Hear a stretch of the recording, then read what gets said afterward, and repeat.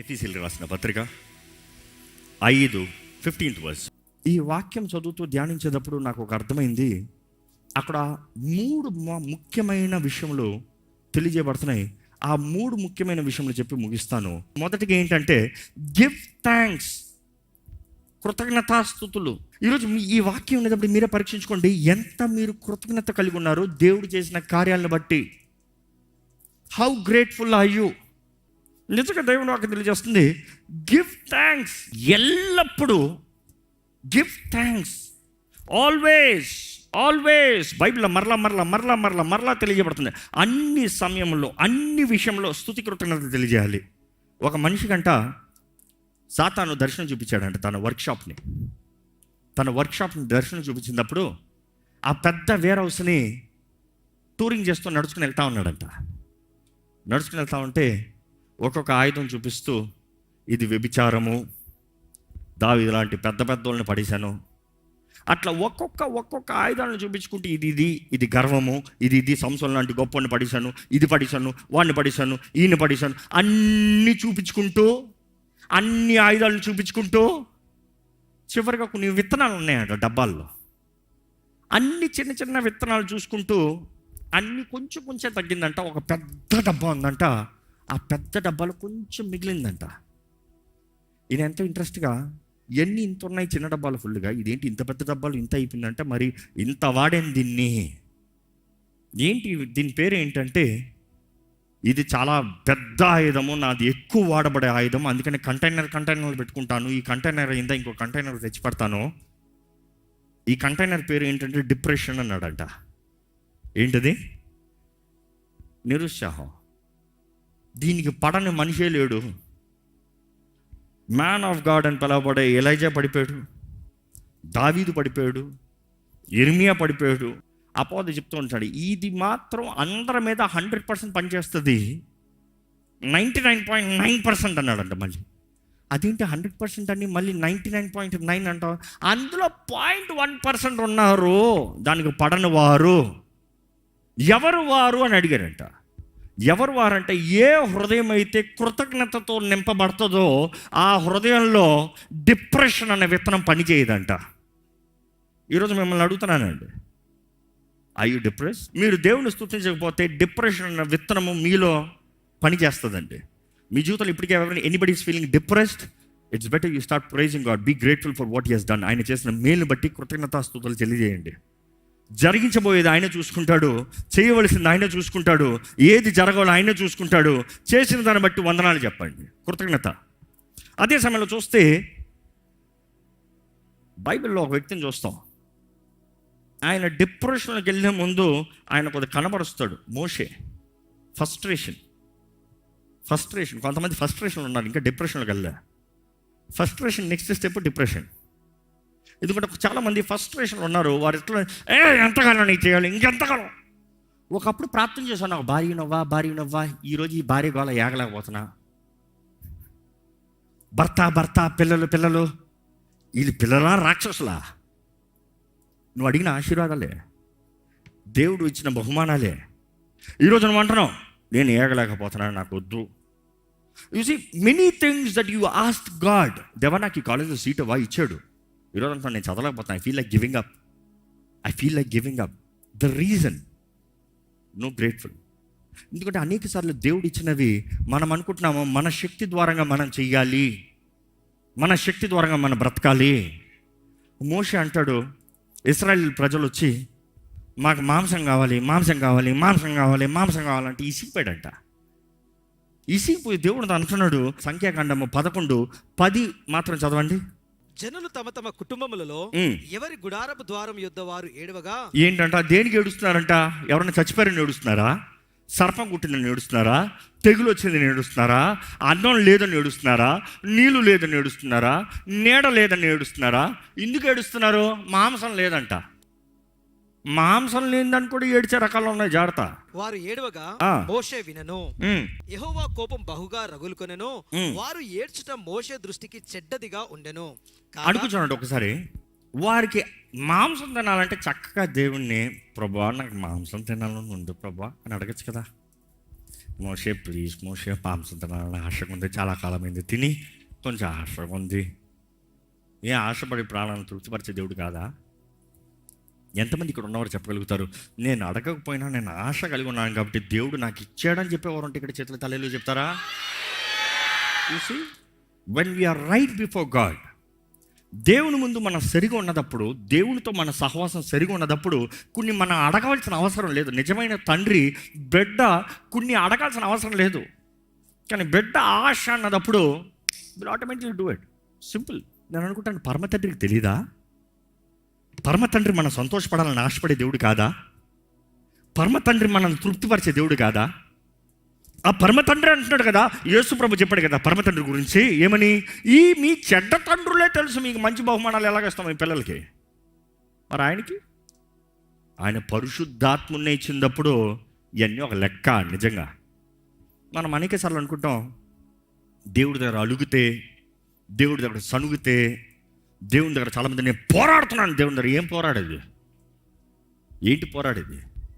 నీవు దేవుని మార్గంలో నడవవు, దేవుని చిత్తము జరిగించవు, దేవుని వాగ్దానాలు పొందుకోవు. అసలు వాగ్దానాలే నమ్మని రకాలు ఉన్నారు.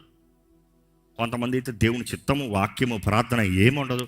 దేవాన్ని ప్రార్థన చేశాం కాబట్టి నువ్వు ఇచ్చేయాలి అంతే. డిమాండ్లు, కమాండ్లు దేవుని దగ్గర. ఎట్లా చేస్తాడు దేవుడు?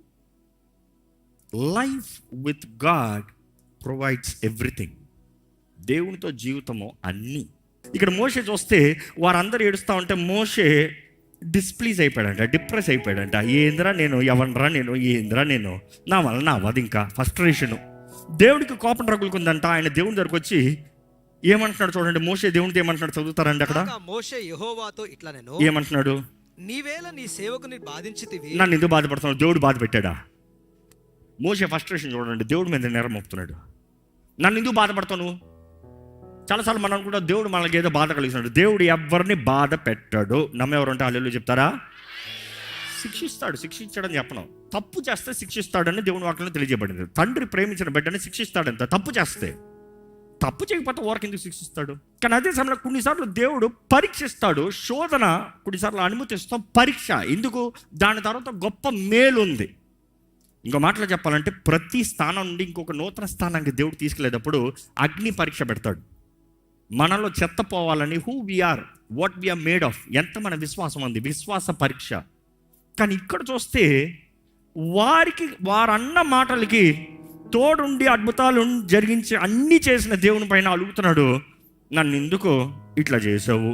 ఇంకా నా మీద నీ కటాక్షమును రానియక ఈ జనులందరి భారమును నా మీద పెట్టనేలా. ఆయన డిప్రెస్ అయిపోయి చూడండి అక్కడ. నా మీద దయ చూపిట్లే, కటాక్షం చూపిట్లే, వీళ్ళ భారం అంట నా మీద తీసేసావు.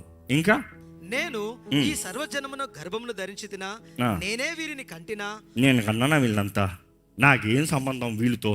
నెక్స్ట్ చూడండి, పాలిచ్చి పెంచడు తండ్రి పసిపిల్లను మోయినట్లు నేను వీరి తండ్రులను ప్రమాణపూర్వకంగా ఇచ్చిన దేశమునకు వీరిని నీ రొమ్మున ఎత్తుకొని పొమ్మని నాతో చెప్పుచున్నావు. ఎవరితో చెప్పారంట? ఎవరిలాగా తీసుకెళ్లాలంట? తండ్రిలాగా అంట. ఎవరిని పోషించారు చెప్పండి? దేవుడు వాళ్ళని పోషించాడా? మోషే వాళ్ళని పోషించాడా? కానీ ఈయన అంటున్నాడు నేను. చాలాసార్లు మనం దేవుని అలిగేటప్పుడు అంటాం మనం గొప్ప. యోబు దగ్గర కూడా చూస్తాం, I'm right, you are wrong. దేవా నువ్వు ఏదో తేడా కొట్టావు, ఎప్పుడు కరెక్ట్గా క్యాలిక్యులేట్ చేస్తావు, ఈ మధ్య ఏదో తేడా కొట్టావు. ఇర్మియా గ్రంథాన్ని కూడా చూస్తాం. ఇర్మియా కూడా అంటాడు దేవుడితో, నీ నియమాలు, నీ శాసనాలు అన్నీ కరెక్ట్గా ఉంటాయి, కానీ ఈ మధ్య కాలంలో నువ్వు చేసిన పనులు కొంచెం సరిలేదు అంటాడు. అంటే ఈ నీతి మంత్రులు అని చెప్పేటప్పుడు ఈ మానవ బుద్ధి చూస్తాం. కొన్నిసార్లు అంటాం దేవుడు ఏదో తప్పు చేస్తున్నాడు, మనం ఏదో రైట్ ఉన్నామని. కానీ అక్కడ చూస్తామండి, ఇంకా చదవండి. ఈ సమస్త ప్రజలకు ఇచ్చుటకు మాంసము నాకెక్కడిది? వారు నన్ను చూసి ఏడ్చుచు తినుటకు మాకు మాంసం ఇమ్ము అని అడుగుచున్నారు. ఏం అడిగారంట? మాంసం అడిగారంట. దానికి ఈయన ప్రాణం విసిగిపోయాడంట. చదవండి. ఈ సమస్త ప్రజలను ఒంటిగా మోయుట నా వలన కాదు, అది నేను భరింపలేని భారము. నీవు నాకిట్లు చేయదలిచిన ఎడల నన్ను చంపుము. ఏమంటున్నాడు? నన్ను చంపే, నేను ఒక్కడనే చేయాలంటే నన్ను చంపే, నాకు అవ్వదు. నిజంగా చెప్పాలంటే అండి, దేవుడు ఒక్క మనిషిని కోరుకోవచ్చు, దేవుడు ఇంకొక 7 కోరుకోలే. దేవుడు మోషేని కోరుకున్నాడు. But Moshe saying I can't do this anymore. కానీ ఎప్పుడు నేను భయపడతా, if you say I can't do this anymore, దేవుడికి మనుషులు లేక కాదు, 7 రంపించమంటాడు దేవుడు. 7 తీసుకో, నీ మీద ఉన్న ఆత్మ 7 మీద వేస్తాను, చూసుకో. నువ్వు అక్కడే అనుకుంటున్నావా? 7 తీసి నిలబడతాను నీ స్థానాల్లో. You are not the only one. Don't think you are the hero. Don't think you are everything. Don't think నువ్వు లేకపోతే దేవునికి ఇంకెవరు లేదని. చాలామంది ఇంటెన్షన్ అలాగ ఉంటుంది. అదే సమయంలో దేవుడు అంటున్నాడు, నేను చెప్పాను, ఎట్లా సాధ్యమో నువ్వు చూస్తావు చూడు. నువ్వు చేశాను అనుకుంటున్నావా? నేను చెప్తున్నా, నేను చెప్పింది జరుగుతుందో లేదో నువ్వు చూసుకో. కింద చదివి చూడండి అంటాడు దేవుడు. You see God is all powerful. ఈరోజు మనం అంటున్నాము, పోరాటాల సమస్యలు వచ్చినప్పుడు మనం అంటున్నాము, దేవా నాకు ఎందుకు ఈ పరిస్థితి, నన్ను ఎందుకు ఇక్కడ తీసుకొచ్చావు? ఇశ్రాయేలు కూడా ఎర్ర సముద్రం దగ్గరకు వచ్చినప్పుడు సనుగుతూ ఉంటే దేవుడు అన్నాడు, ఓరక నిలబడు, సనగద్దు. అనేకసార్లు మనం అనుకుంటాం, ఓరక నిలిచి చూద్దాము ప్రభు చేసే కార్యాన్ని, ఓరక నిలిచి చూద్దాము. అక్కడ ఓరక నిలబడమని ఎందుకు చెప్పాడు తెలుసా దేవుడు? ఇంకో మాటలు చెప్పాలంటే షటప్ అన్నాడు దేవుడు. ఎందుకు తెలుసా? నోరు మూసుకొని చెప్పాడు. ఎందుకు తెలుసా? వాళ్ళు స్తుతించుంటే నోరు మూసుకొని చెప్పుండేవాడు కాదు. వాళ్ళు మహిమపరచుంటే, స్తుతించుంటే, దేవుడు గణపరచుంటే, మా దేవుడు సజీవుడు, మా దేవుడు ఘనుడు, మా దేవుడు అద్భుతకరుడు, మా దేవుడు ఈ సముద్రం నుండి మార్గాన్ని కలుగు చేయగలిగిన దేవుడు అని చెప్తే వేరేలాగా ఉండేది. వాళ్ళు చెప్తా ఉంటేనే కార్యం అయిపోయి ఉండేది. కానీ వారు అన్నారు, ఇక్కడ తీసుకొచ్చాను చంపుతానుక, ఇక్కడ తీసుకొచ్చాను చంపుతానుక, అక్కడే బాగుండింది కదా జీవితం, ఆ జీవితమే బాగుంది కదా, అదే బెటర్ ఉండింది కదా, వై దిస్? దేవుడు అన్నాడు, నోరు మూసుకో, నేను చేస్తాను చూడు, నోరు మూసుకో. నేను తీసుకొచ్చింది చంపుతానికి కాదు, చూడు, నోరు మూసుకో. ఈరోజు మన జీవితంలో సనుగుడు ఉంటే దేవుడు అంటాడు, shut your mouth, be quiet. స్తుతి ఉంటే ఆయన అంటాడు, నేను సింహాసనాన్ని వేసుకుంటా. రాజు సింహాసనం మీద కూర్చుంటానికి he feels home, he feels his kingdom, నా రాజ్యము. ఒక రాజు ఇంకో రాజ్యానికి వెళ్ళి సింహాసనం మీద కూర్చోడు, ఆయన రాజ్యంలోనే ఆయన సింహాసనం మీద కూర్చుంటాడు. ఎప్పుడైతే మనం ప్రభుని స్తుతిస్తామో, కీర్తిస్తామో, కృతజ్ఞతాస్తుతులు తెలియజేస్తామో, ప్రభు అంటున్నాడు, నా రాజ్యం ఈ భూమిపైకి వస్తుంది, నా రాజ్యం ఇక్కడ కనబడుతుంది, నా రాజ్యము సంతోష సమాధానములు స్తుతి ఆరాధనలతో నింపబడేది, నేను వస్తున్నాను, నేను ఆసీనుడు అవుతాను. ఈరోజు మనం జ్ఞాపకం చేసుకోవాలండి, ఇక్కడ అపోస్తులైన పౌలు తెలియజేస్తున్నాడు, ఎల్లప్పుడూ ఆల్వేస్ ఆల్వేస్ గివ్ థ్యాంక్స్. ఏది ఏమైనా కూడా ఆల్వేస్ గివ్ థ్యాంక్స్. మనం ఎప్పుడైతే స్తుతిస్తామో ప్రభు కార్యాలు జరిగిస్తాడు. రెండోదిగా ఆయన చెప్తున్నాడు, ద డైమెన్షన్, ఇంకో మాటలు చెప్పాలంటే దేవుని విషయమై దేవునికి కృతజ్ఞతాస్తుతులు తెలియజేయాలి. అన్ని విషయములై, అక్కడ చూస్తాం 5:20, అన్ని సమయంలో అన్ని విషయములందు. అన్ని విషయంలో అన్నప్పుడు కొంతమంది ఘనమైన వాటి కొరకే దేవునికి థ్యాంక్స్ చెప్తారు, కానీ sometimes we take it easy. దీనికి కూడా థ్యాంక్స్ చెప్పాలా ఏంటి? అన్నానికి కూడా థ్యాంక్స్ చెప్పాలా? యేసుప్రభువే చూస్తున్నాము, ఆయన దీవించి వీరచి, దీవించి పంచి, దీవించి ఇచ్చి. యేసుప్రభు దేవుని కుమారుడు, ఆయన దేవుడు. Why did he have to give thanks? మనం అనుకుంటున్నామో దేవుడు ఏమనుకోలే, నా దేవుడు ఏమనుకోలే. యేసుప్రభుని చూడండి ఒకసారి, ఏమనుకోలే, అవునా? ఆయన దీవించి, ఆ ప్రభురాత్రి భోజనం చూస్తాం, ఆయన దీవించి విరచి వారికి ఇచ్చాను, ఆయన ఎత్తిపెట్టి దీవించి వారికి ఇచ్చాను. You see, he had to praise, he had to bless, he had to give thanks. ఈరోజు మనం టేకింగ్ థింగ్స్ ఫర్ గ్రాంటెడ్. గొప్పవి చేస్తే థ్యాంక్ యూ చెప్తానులే, చిన్న వాటికి థ్యాంక్ యూ ఎందుకు? ఈరోజు మనం సామాన్యమైన వాటికే కృతజ్ఞత లేని వారికి ఉన్నాం. దేవుని వాక్యలో చూస్తే చివరికి ఒక మాట ఉంటుంది. దేవుని వాక్య ప్రకారం క్రీస్తు యేసుకు కలిగిన మనస్సు, దేవుని వాక్యం ఉంటుంది, యూ గాట్ బి పర్ఫెక్ట్. ఈరోజు క్రీస్తుని ఎరిగిన వారు సంపూర్ణంగా జీవించాలి, సంపూర్ణత కలిగి ఉండాలి. What is perfect? Perfect is not being mister perfect. ఈరోజు లోకంలో everybody wants to be mister perfect, everybody wants to be the good guy. There is nobody perfect other than Jesus Christ. దోషం లేనివారు, పాపం లేనివారు ఎవరూ లేరు. అలాగే ఎవడన్నా చెప్పుకుంటే తను మోసపరుచుకుంటున్నాడని దేవుని వాక్యం తెలియజేస్తుంది. అంటే మనం అందరం ఇంపర్ఫెక్ట్ పీపులే, క్రీస్తు రక్తం ద్వారా కప్పబడి వీఆర్ వర్ది. కానీ how do you come in to, అక్కడ ఆ మాట చూసినప్పుడు, ఆ పర్ఫెక్ట్ అన్న మాట చూసినప్పుడు, it's come from the translation also means matured. ఆ అండర్స్టాండింగ్లోకి రావాలంటే, ఆ మెచ్యూర్డ్నెస్లోకి రావాలంటే, మెచ్యూరిటీ ఎలాగ వస్తుంది? ఎండ్యూరెన్స్ బట్టి వస్తుంది. నీవు ఒక దాన్ని సహించిన దాన్ని బట్టే నువ్వు మెచ్యూర్ అవుతావు. ఇంకా మాట చెప్పాలంటే, ఒక ఛాలెంజ్ నువ్వు సర్వైవ్ చేసావా, దాన్ని సస్టైన్ చేసావా, దాన్ని దాటి వచ్చావా, నువ్వు ఎదుగుతున్న స్థానం, that is very you mature to the next step. It's your growth. నీ ఎదుగుదల. ఆ ఎదుగుదలలో రావాలంటే ఏదో ఒక స్థానం ఉండాలి, ఏదో ఒక నొప్పి ఉండాలి, ఏదో ఒక బాధ ఉండాలి. అందుకని దేవుని అక్కడ చూస్తే మనం ఎండ్యూర్ చేయాలంటే there has to be pain and suffering. Out of pain and suffering when you endure you have the promise. అక్కడ వాగ్దానం వస్తుంది. వాగ్దానం రావాలంటే ఎండ్యూరెన్స్ ఉండాలి. ఎండ్యూరెన్స్ ఉండాలంటే మరలా విశ్వాసము, నిరీక్షణ.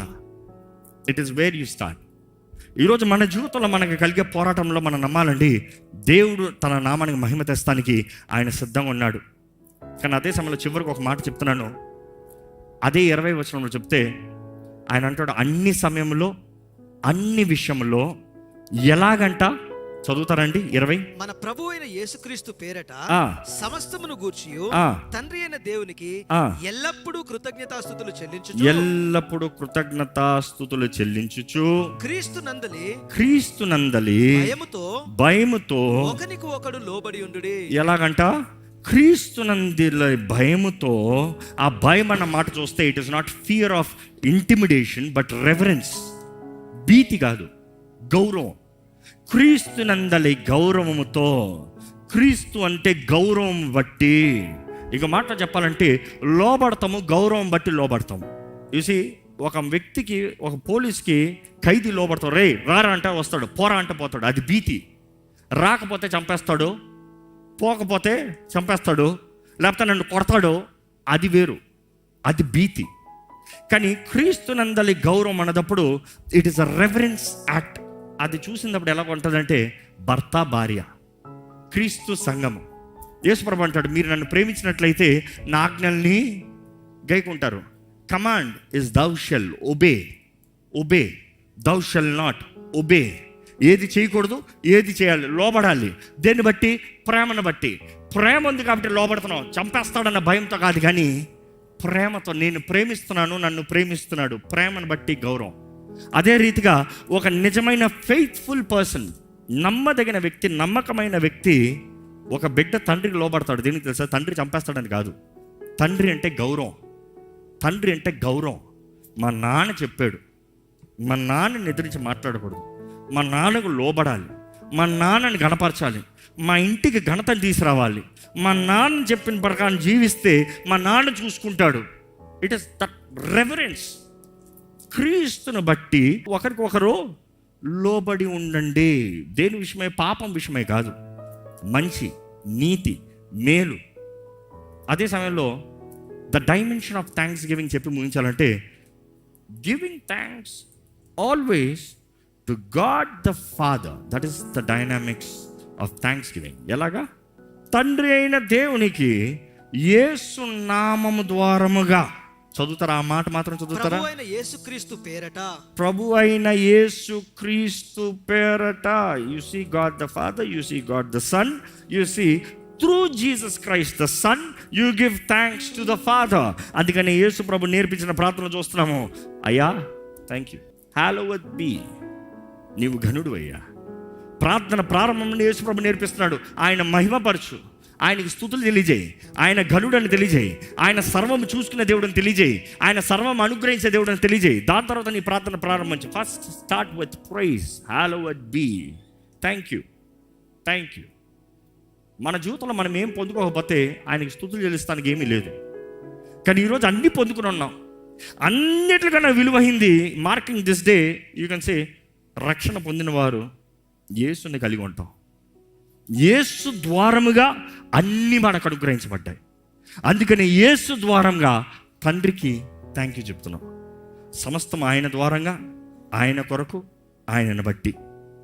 You see all by him, through him, for him, but then by him we give him access to the father. Praise, thank you father. తండ్రికి వందనాలంట. యాకోబు పత్రిక 1:17 చదివితే శ్రేష్టమైన ప్రతి ఈవియు సంపూర్ణమైన ప్రతి వరమును పరసంబంధమైనదై జ్యోతిర్మయుడగు తండ్రి యొద్ద నుండి. ఎవరి దగ్గర నుంచి అంట? ఎవరి దగ్గర నుంచి అంట? అందరూ చెప్పాలి. ఎవరి దగ్గర నుంచి అంట? Every good, every perfect. మరలా మాట చదువుదాం. శ్రేష్టమైన ప్రతి ఈవిని, శ్రేష్టమైనది ఎక్కడి నుంచి వస్తుంది? తండ్రి దగ్గర నుండి. నెక్స్ట్ సంపూర్ణమైన ప్రతి వరము. వరములు ఎక్కడి నుండి వస్తుంది? మంచి వరము, సంపూర్ణమైన వరము ఎక్కడి నుండి వస్తుంది? తండ్రి దగ్గర నుండి. పర సంబంధమైనదైనయు జ్యోతిర్మయుడగు తండ్రి యొద్ద నుండి వచ్చును. అవును, ఆయన దగ్గర నుండి వస్తుంది. ఈరోజు మిమ్మల్ని అడుగుతున్నానండి, అపవాది మీ నాలుకని కట్టిపెట్టి మిమ్మల్ని సనుగుడు, గొనుగుడు, ఫ్రస్ట్రేషన్, డిప్రెషన్తో నింపుతున్నాడా? లేకపోతే స్తుతి, కృతజ్ఞత, దేవుడు చేసిన కార్యాలను బట్టి తిరిగి చూసి ప్రభు నన్ను ఇంతవరకు నడిపించావు, ఇదిగో నీ చేసిన కార్యాన్ని క్రీస్తు నామంలో నేను పొందుకున్నాను తండ్రి, నువ్వు చేసిన అన్ని నా జీవితంలో క్రీస్తుని బట్టి, క్రీస్తు లేకపోతే నాకేమీ లేదు, క్రీస్తుని బట్టి నువ్వు చేసావు, క్రీస్తు ద్వారంగా నేను పొందుకున్నాను, ఇదిగో యేసు ద్వారంగా, యేసు నామంలో తండ్రి నీకు వందనాలు చెప్తున్నాను. థ్యాంక్ యూ, బికాస్ ప్రతి మంచిది నీ దగ్గర నుండి వచ్చింది. విలియం షేక్స్పియర్ ఒక డైలాగ్ పెట్టాడు. ఆ డైలాగ్ ఏంటంటే, it really stuck my mind. సర్పపు నాలుక కన్నా కృతజ్ఞత లేని బిడ్డ నాలుక షార్ప్ అంట. సర్పపు నాలుక కన్నా ఆ విషయానికన్నా కృతజ్ఞత లేని బిడ్డ నాలుక ఇంకా షార్ప్, ఇంకా విషమైంది. ఈరోజు మిమ్మల్ని అడుగుతున్నానండి, మీరు దేవుని బిడ్డలైతే మీ నాలుక ఎలాగుంది? You cannot be God child with a serpent's tongue, not possible. దేవుని బిడ్డలు అన్నవారు కృతజ్ఞత లేకనా సనుగుడు, ఇట్లే ఏం చేశాడు దేవుడు, ఎక్కడ ఉన్నాడు దేవుడు, దేవుడు ఉంటే ఇది జరగాలి, దేవుడేడి అట్లా కాదు. ఇఫ్ యు ట్రూలీ థ్యాంక్ఫుల్, తండ్రి వందనాలు, తండ్రి వందనాలు, యేసు ద్వారంగా నాకు అన్నీ అనుగ్రహించబడ్డాయి, యేసు నామాన్ని బట్టి నాకు అన్నీ అనుగ్రహించబడ్డాయి. ఈరోజు నా జీవితంలో కలిగిందంతా తండ్రి వందనాలు. You have to tell God thank you. ఎక్కడ తలలోంచి ఒకసారి మన నాలుక సర్పపు నాలుక లాగా ఉందా? సర్పపు నాలుక కన్నా విషమైన నాలుక ఉందా? లేకపోతే దేవుని బిడ్డలలాగా దేవుని స్తుతించి, దేవునికి వందనాలు చెప్పి, స్తుతి కృతజ్ఞతతో దేవుని కీర్తించే నాలుక ఉందా? పరీక్షించుకోదామండి. ఈరోజు ఈ వాక్యం వెంటనే మీరు నిజంగా దేవుని బిడ్డలుగా ఉన్నారా? దేవుని సంబంధాలుగా ఉన్నారా? దేవుని వాక్యానుసారంగా జీవిస్తున్నారా? ప్రభు మనతో మాట్లాడేటప్పుడు, పరిశుద్ధాత్ముడు మన హృదయాన్ని తాకేటప్పుడు, నిజంగా ఏ విషయంలో మనకి హృదయంలో కృతజ్ఞత లేకుండా సనుగుడు ఉంది, ఈరోజు నీలో సనుగుడు ఉందంటే నువ్వు దేవుని చేసిన కార్యాలని మర్చిపోయావు అనమాట, దేవుడు చేసిన అద్భుతాలను మర్చిపోయావు అనమాట, దేవుడు నడిపించిన మార్గాన్ని మర్చిపోయావు అనమాట. ఈ ఫ్రస్ట్రేటెడ్ లైఫ్, విసిగిపోయిన జీవితము, వేసారిపోయిన జీవితం అంటే నిజంగా స్తుతి కృతజ్ఞత లేని జీవితము. ఇంతవరకు నడిపించే వందనాలు, ఇంతవరకు పోషించే వందనములు, ఇంతవరకు అనుగ్రహించే వందనములు, ఇంతవరకు మేలు చేసే వందనములు, ఇంతవరకు హెచ్చించే వందనములు, ఇంతవరకు ఆశీర్వదించే వందనములు, ఇంతవరకు సమస్తం సమకూర్చి జరిగించే వందనములు, ఇంతవరకు నా తోడుని నడిపించే వందనములు, ఇంతవరకు ప్రతి పోరాటంలో జయమిచ్చే వందనములు, ఇంతవరకు అన్నీ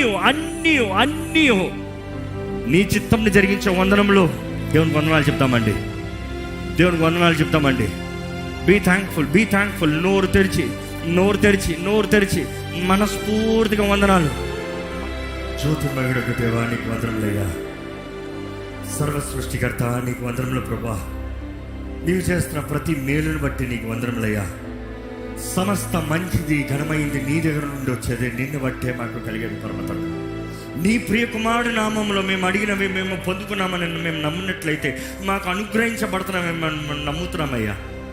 ఈరోజు మాకు అన్నిటికన్నా ఘనమైన బహుమానము నీవు ఇచ్చేవంటే పరమ తండ్రి నీ ప్రియ కుమారుడయ్యా. The greatest gift we have ever received is Jesus Christ. మాకు కలిగిందంతా యేసుని బట్టే, యేసుని ద్వారంగానే అయ్యా. నువ్వు అనుగ్రహించిన పరిశుద్ధాత్మ అనే వరమును బట్టి వందనాలు పరమ తండ్రి.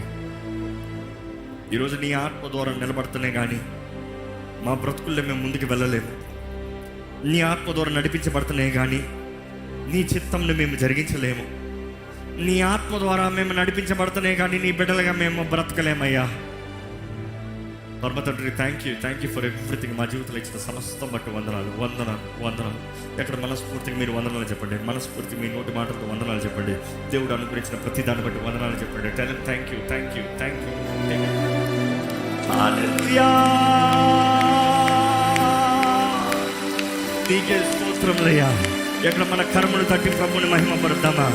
కరములు తట్టి ప్రభుని మహిమపడతామా? బిగ్గరగా కరములు తట్టి ఆయన మహిమపడతామండి.